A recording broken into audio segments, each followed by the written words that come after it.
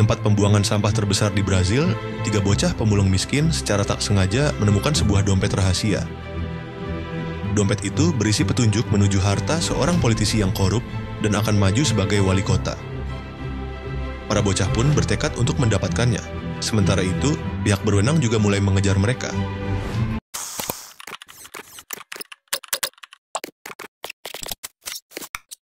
Film dimulai dengan menampilkan seorang lelaki yang tengah duduk gelisah di apartemennya.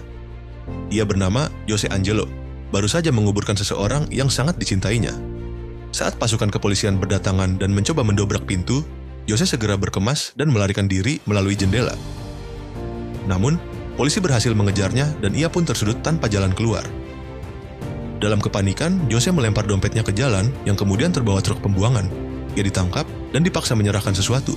Tapi versi ini aman tanpa kekerasan ekstrim. Di TPA, ratusan pemulung, baik orang tua maupun anak-anak, mulai bekerja. Salah satu di antaranya adalah Rafael, seorang anak yatim yang hanya memiliki sahabat bernama Gardo. Rafael diam-diam menemukan dompet Jose yang berisi uang, lalu membagi sebagian dengan Gardo. Setelah Gardo pergi, Rafael memeriksa isi dompet lebih jauh.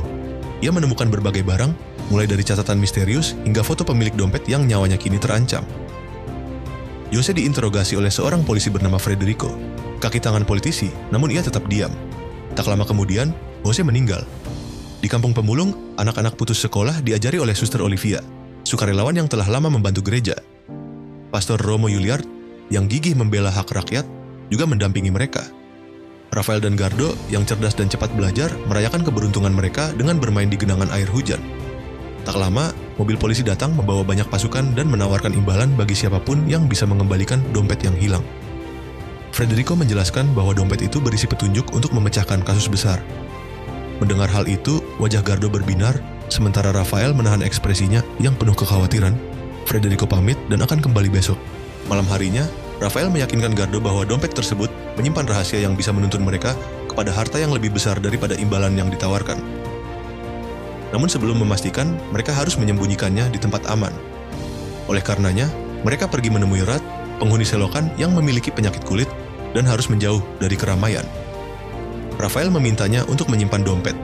Sebuah kunci di dalam dompet membuat Rat teringat suatu tempat yang mungkin menyimpan barang berharga. Ketiganya pun berangkat menelusuri petunjuk pertama. Mereka masuk melalui drainase menuju ruangan utama stasiun kereta. Seorang bos lokal awalnya tidak membiarkan mereka lewat, tetapi Rat membayarnya. Setibanya di ujung lorong, mereka melihat lemari di seberang. Karena terlalu banyak petugas keamanan, Gardo mengalihkan perhatian mereka sendirian, sementara Rafael dan Rat membuka lemari dan menemukan surat yang pernah ditulis Jose kepada seseorang. Mereka segera berlari dan memanjat kereta yang hendak berjalan, berhasil kabur dengan aman. Surat itu ditujukan kepada Joe Clemente, seorang tahanan politik di penjara Kova, disertai foto dengan kode di belakangnya. Meski kecewa, ketiganya tetap ingin menyelidiki identitas Joe Clemente. Mereka menyusup ke kediaman Romo Juliard dan Olivia yang baru saja menerima kunjungan aparat negara. Selagi Rat menyibukkan mereka, Rafael dan Gardo menggunakan laptop untuk mengetik nama Joe Clemente. Ternyata, ia adalah mantan pengacara yang selalu membela hak rakyat yang kemudian dikriminalisasi dan dipenjara. Ketiganya keluar setelah mencetak semua berita.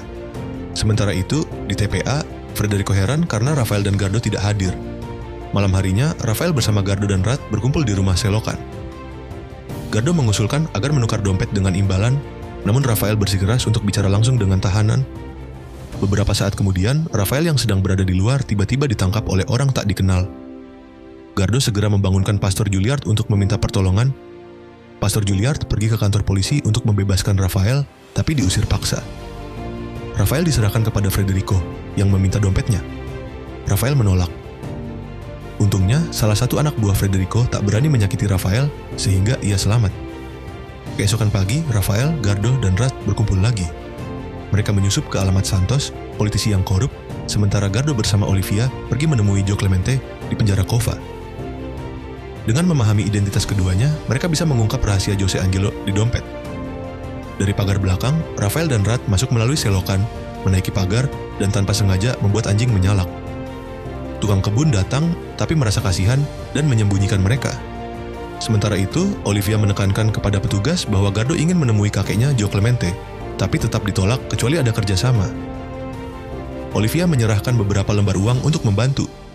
Ketiganya mulai memecahkan kode berupa angka-angka di dompet dengan Alkitab, menemukan urutan ayat dan kata, mendapatkan beberapa nama hewan. Sementara itu, Gardo di jalanan didekati seorang wanita, tapi tiba-tiba terdengar suara yang menandai bahwa polisi telah tiba. Gardo mencari persembunyian, begitu pula warga. Ketiganya lantas melarikan diri melewati atap bangunan. Mereka sampai di pemakaman. Rafael mengikuti petunjuk kalender dan menemukan kuburan atas nama Pia. Air mata Rafael pun jatuh sebab Jose Angelo pasti menyayangi putrinya, namun Gardo dan Rat datang dengan Frederico di belakangnya. Rafael yang tak mungkin melawan, lantas menunjuk kuburan Pia dengan terpaksa. Frederico pun memerintah Gardo dan Rat untuk membongkarnya. Tak berselang lama ada peti mati dijatuhkan, yang ternyata berisi tumpukan uang dan sebuah catatan rahasia. Ketiganya hanya bisa pasrah perjuangannya harus berakhir sia-sia, namun sesosok anak perempuan tiba-tiba muncul tanpa suara. Ia ternyata adalah Pia yang selama ini telah disembunyikan oleh Jose di sana. Dengan berani Pia pun menghantamkan batu keramik disusul oleh hajaran membabi buta. Di bawah todongan senjata, Frederico akhirnya tak berdaya. Rafael bisa saja balas dendam dan menghabisinya, namun ia tak tega. Rafael lantas memukul Frederico dengan keras. Lalu mereka bertiga pergi dari sana bersama Pia yang kini menjadi adik angkat mereka. Kembali di TPA, mereka menaiki bukit dengan kantong-kantong uang. Rat menebus dosanya, sementara Romo Juliar terkejut melihat bertumpuk-tumpuk uang, catatan rahasia, dan gambar malaikat. Rafael dan Gardo menyadari uang itu bukan hanya hak mereka, tetapi hak rakyat kecil. Mereka menerbangkan lembaran uang ke udara, warga kampung pun berlarian dan mengumpulkannya. Mereka merayakan kemenangan.